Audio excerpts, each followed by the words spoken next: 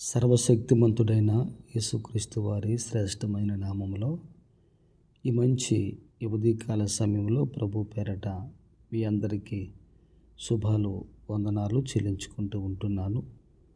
ప్రభునందు ప్రియమైన దేవుని బిడ్డలారా, ఈ ఉదయకాల సమయంలో వాక్య ధ్యానంగా ఆదికాండం 1వ అధ్యాయం 26వ వచన భాగాన్ని మనము చూసుకొని ముందుకు కొనసాగుదాం.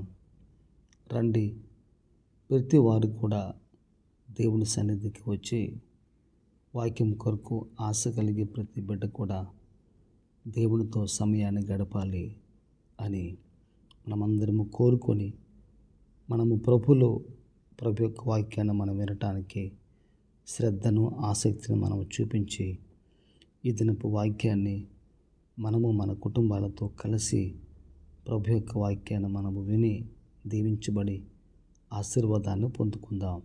ఆదికాండం 1వ అధ్యాయం 26వ వచన భాగం. ఈ ఆదికాండం 1:26లో మనము వాక్యాన్ని చూడగలిగితే, దేవుడు మన స్వరూపమందు మన పోలిక చొప్పున నరులను చేయుదము, వారు సముద్రపు చేపలను, ఆకాశ పక్షులను, పశువులను, సమస్త భూమి మీద ప్రాకు ప్రతి జంతువును ఏలుదురుగా కనియు పలికెను అనే మాట బైబిల్ గ్రంథములో ఈ మాటను మనము చూడగలుగుతూ ఉంటున్నాం. ఈ మాటలో ఉన్న పరమార్థం, సత్యం ఏమై ఉంది అని మనం చూడగలిగితే, ఇందులో ఒక ప్రత్యేకమైన మాట ఈ వచన భాగంలో కనబడుతూ ఉంది. మనము అనే పదాలు మనకిక్కడ కనబడుతూ ఉంటున్నాయి. మనము, మన అనే పదాలలో ఉన్న భావం, తాత్పర్యం ఏంటి అని మనం చూడగలిగితే, ఈ వచన భాగంలో ఆదికాండము 3:22 వచన ప్రకారంగా, ఆదికాండము 3:22 వచన ప్రకారంగా, అప్పుడు దేవుడు యెహోవా, ఇదిగో, మంచి చెడ్డలను ఎరిగినట్లు ఆదాము మనలో ఒకని వంటి వాడాయెను.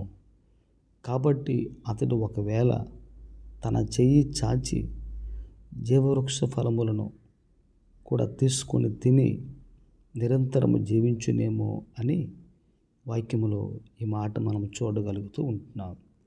ఇక్కడ ఉన్న ఒక ప్రాముఖ్యమైన పదం ఏంటి అని మనం చూడగలిగితే, ఆదాము మనలో ఒకని వంటి వాడాయెను అనే మాటను చూడగలుగుతూ ఉంటున్నాం. ఈ వాక్యములో విశేషంగా ఏమి వ్రాయబడి ఉంది అని మనం చూడగలిగితే, దేవుని యొక్క త్రిత్వం అనే పదం ఇక్కడ చూడగలుగుతూ ఉంటున్నాం. దేవుడు త్రిత్వం, త్రియేక దేవుడు త్రిత్వాన్ని కలిగి ఉన్నాడు అనే ఆ మాట మనం ఈ వచనములో మనము అనే మాటలో చూడగలుగుతూ ఉంటున్నాం. యొక్క త్రిత్వము అనే ఈ నిగూఢమైన సిద్ధాంతం ఎన్నో విధాలుగా బైబిల్ గ్రంథంలో ఛాయారూపకంగా ఇక్కడ కనిపిస్తూ ఉంది. ఈ సిద్ధాంతం బైబిల్లో క్రమేణా వెల్లడై ప్రత్యక్షమై, ఈ వచనములో దేవుడు ఎవరితో మాట్లాడుచున్నాడు? దేవదూతలతోనా, లేక మరి ఎవరితోనైనా దేవుడు మాట్లాడుతున్నాడా అని అంటే కాదు అని మనము చెప్పాలి. మానవుణ్ణి చేసినది దేవదూతల పోలికలో కానీ, మానవుణ్ణి చేయడంలో దేవదూతలు దేవునితో సహకరించారని కానీ బైబిల్లో ఎక్కడ కూడా వ్రాయబడలేదు. మరి ఇక్కడ దేవుడు ఎవరితో మాట్లాడుతున్నట్టు? దేవుడు ఒక్కడే, అనేక మంది లేరు. బైబిల్లో ప్రతి చోట ఈ సత్యం ఉంది అని మనము గమనించి ఆలోచించాలి. ద్వితీయోపదేశకాండం 4:35 వచన భాగం.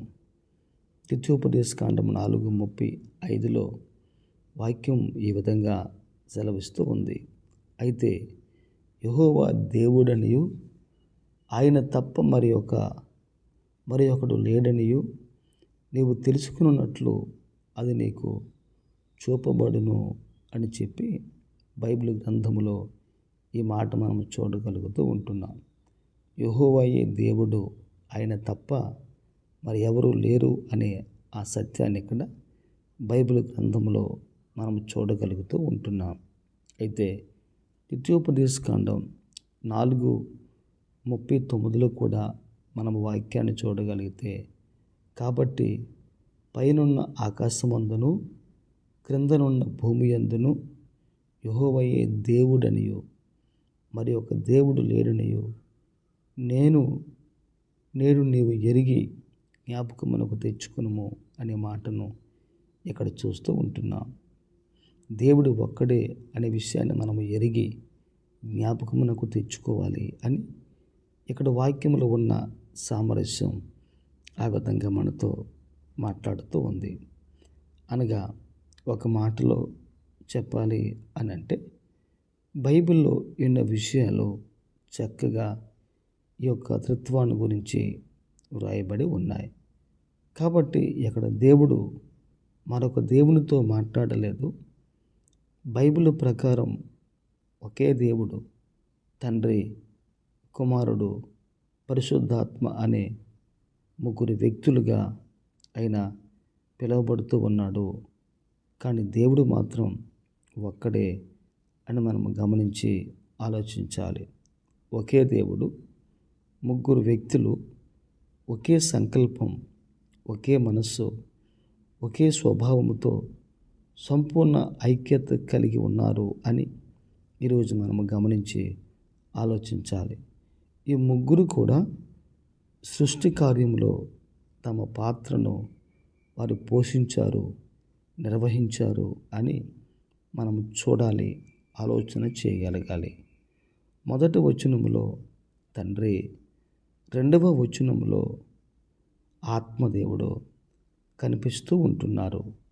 ఆదికాండం 1:1-2 ప్రకారంగా తండ్రి పాత్ర, పరిశుద్ధాత్మ దేవుని పాత్ర ఆ వాక్యాల్లో స్పష్టంగా మనకు కనిపిస్తూ ఉంది. సృష్టి కార్యమంతటిలో కుమారుడు తండ్రితో పాటు ఉన్నాడు అని కూడా బైబిల్ గ్రంథంలో ఈ మాట మనం చూస్తూ ఉంటున్నాం. యోహాను సువార్త 1:1-3 వచన భాగాలు, కొలస్సీ పత్రిక 1:16-17 వచన భాగాలు, హెబ్రీ పత్రిక 1:11-12 వచన భాగాలను మనం చూడగలిగితే ఈ యొక్క త్రిత్వం అనే విషయాన్ని మనం ఈ వాక్యములలో చూడగలుగుతూ ఉంటున్నాం. మత్తయి సువార్త 3:16 కూడా ఈ యొక్క త్రిత్వం అనే మాట ఈ వచనములో మనకు కనబడుతూ ఉంది. అనగా అర్థం ఏంటంటే, ఈ వచనములో తండ్రి అనే ఆ మాటను మనం ఆ యొక్క త్రిత్వంలో చూడగలుగుతూ ఉంటున్నాం. మిగతా ఇద్దరు వ్యక్తులతో మాట్లాడుతున్నట్టు కూడా ఈ బైబిల్ గ్రంథంలో ఈ వచన భాగంలో ఉంది. మత్తయి సువార్త 3:16 ఈ విధంగా వ్రాయబడి ఉంది. యేసు బాప్తిస్మము పొందిన వెంటనే నీళ్లలో నుండి ఒడ్డునకు వచ్చెను. ఇదిగో ఆకాశము తెరవబడెను. దేవుని ఆత్మ పావురము వలె దిగి తన మీదకి వచ్చుట చూచెను అని దేవుని యొక్క వాక్యములో ఈ మాట మనం చూడగలుగుతూ ఉంటున్నాం. అనగా తండ్రి, కుమారుడు, పరిశుద్ధాత్మ దేవుని యొక్క కార్యం ఈ వాక్యములో మనకు స్పష్టంగా కనిపిస్తూ ఉంది అని మనము గమనించి ఆలోచించాలి. ఈ యొక్క త్రిత్వాన్ని గురించి బైబిల్లో అనేకమైన చోట్ల స్పష్టంగా వ్రాయబడి ఉంది. అందుకనే ఆదికాండం 1:26 దేవుడు మన స్వరూపమందు మన పోలిక చొప్పున ఈ మనుషుని చేయుదము అని చెప్పి ఆ విధంగా దేవుడు మాట్లాడుతూ ఉంటున్నాడు. మనము అనే మాటలో ఆ యొక్క త్రిత్వం అనేది కనబడుతుంది కనుక మన దేవుడు ఎవరు అని మనం చూడగలిగితే ఆయన త్రియేక దేవుడు, అనగా ఒకే దేవుడు, 3 వ్యక్తిత్వాలు, 3 స్వభావాలు కలిగిన దేవుడు అని ఈరోజు మనం గ్రహించి ఆలోచించాలి. బైబిల్ గ్రంథము కూడా అదే చెబుతూ సెలవిస్తూ ఉంది. కనుక ఈ ఉదయకాల సమయంలో ఆ పరిశుద్ధాత్మ దేవుని కార్యాలు, ఆయన సంకల్పం మన జీవితంలో మన పట్ల దేవుడు ఎల్లప్పుడూ జరిగించి నడిపించి కృప చూపెట్టి మన జీవితాల్లో దేవుడు అంతవరకు సహాయము దయచేసి తన కృప తన సమాధానముతో దేవుడు నింపి నడిపించునుగాక. ఆమేన్, ఆమేన్.